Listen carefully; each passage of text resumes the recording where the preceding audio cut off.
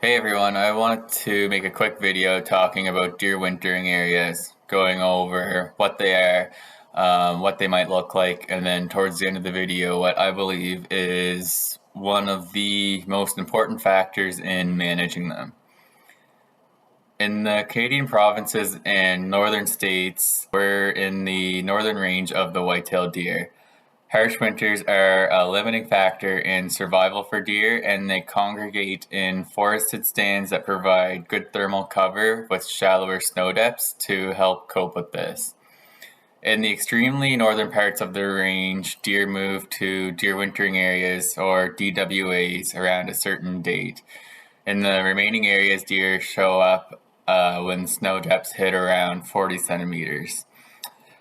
Spruce fir forests are a critical component to DWAs in the Northeast, and hemlock is another good species that provides good crown cover. Since yarding is triggered by snow depth, it can be difficult to identify DWAs in years without deep snow. In some places in the north now, consistent deep snow seems to be becoming more rare. I put this video up from a walk in the woods I took last week, so you guys didn't just have to stare at me talking to the camera. And you can see, luckily, in my part of the world, there hasn't been enough snow in my area to cause the deer to start moving to DWA. Generally speaking, with respects to snow depth and DWA usage, if there's not a lot of snow, it's like, is this area not a DWA, or are they just not yarded up yet because the conditions haven't been bad enough? Just because they aren't used annually doesn't mean DWAs shouldn't be managed for, because we need to consider the extremes and not just the averages. So just like we have winters that are extreme on the mild end, we can have winters that are extreme on the harsh end as well. And we know that one harsh winter can have population level effects on deer. And Nova Scotians and others in the Northeast will remember the 2015 winter we had, which is a perfect example. So what physical characteristics make up a DWA? When talking about this, you need to consider the scale that you're talking about. In this video, I'm talking about more of the 100-acre and below scale, similar to like what a private woodlot owner might be dealing with. And in these cases, the two main components to DWAs is cover and food. So what makes good cover? Softwood stands with a high overstory, tight canopy closure, in some cases high stem density. And what makes good feeding areas? Hardwood browse at or below head height, which is generally produced by forest openings so that sunlight can get to the ground during the growing season. So if the best cover is closed canopy softwood stands and the best feed is in open areas with hardwood regeneration, what does this mean? It means that deer are pretty needy in the winter. They need forest conditions on both ends of the development spectrum. And really on that, I'm not saying there isn't a spectrum of quality either when it comes to food and cover. Like maybe a stand could be partially open and provide some food while also providing cover, so neither are a 10 out of 10 quality, but both provide some value. And you need to also consider the ratio of cover to feeding areas. Like you can't just cut everything and say, oh, there's lots of food here now, because that obviously defeats the whole purpose of a DWA. You need to have a balance of adequate cover with access to food, and I really stress access.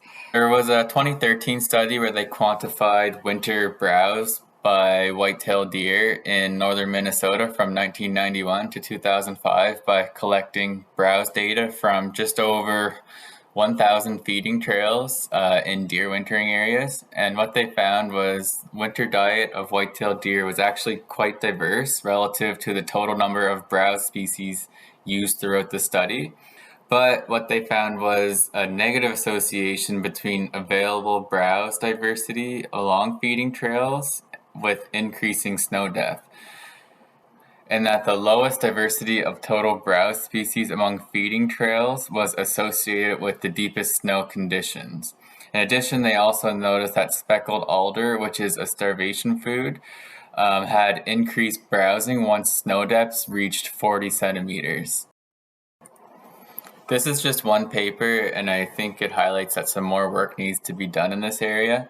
But knowing that deer are selective browsers and browse diversity decreases with snow depth, while speckled alder consumption increases with snow depth, then it's reasonable to consider that lack of access to food plays a role in nutrition in deer wintering areas. And I don't think this is breaking news or a surprise to people with a background in this stuff, but it does seem like sometimes food gets overlooked as far as its importance to overwintering deer in these DWAs. And I say this cautiously because the last thing we want is for people to start mowing down DWAs to promote hardwood browse.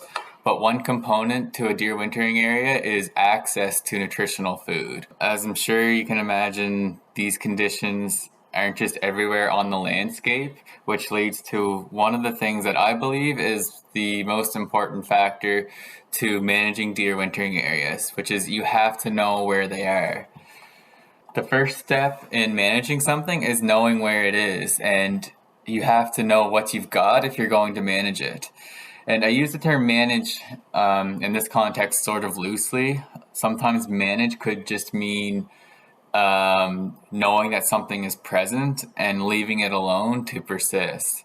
If a landowner isn't aware of a significant biological feature, then they don't have that information when making land use decisions down the road. I don't want to tell people what to do, but if you have some downtime in the winter and your family has a woodlot that you think may have some of these DWA conditions on it, maybe you could throw on some snowshoes and see if there's actually a DWA on your property.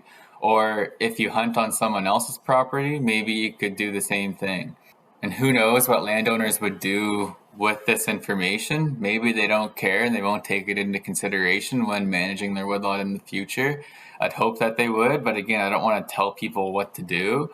Or maybe they would see it as intrinsically important and that it adds values to their woodlot. Maybe some would seek professional guidance on how to enhance a DWA on their woodlot, or notice that it spills over onto their neighbors and engage them on it as well. But I do, at the end of the day, think that half the battle in managing deer wintering areas, especially on private land, is knowing where they are so that landowners can make informed decisions when managing their woodlots in the future. Especially since a lot of forest management happens outside the yarding period for deer.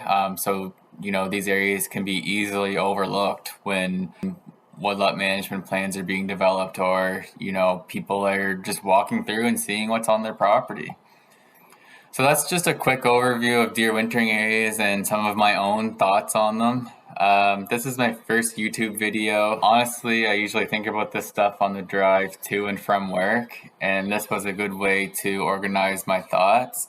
But relative to the amount of people out there, I doubt many will really care about this stuff, but who knows? So if you do find this stuff interesting, let me know your thoughts. Let me know if you agree or disagree, and thanks for watching.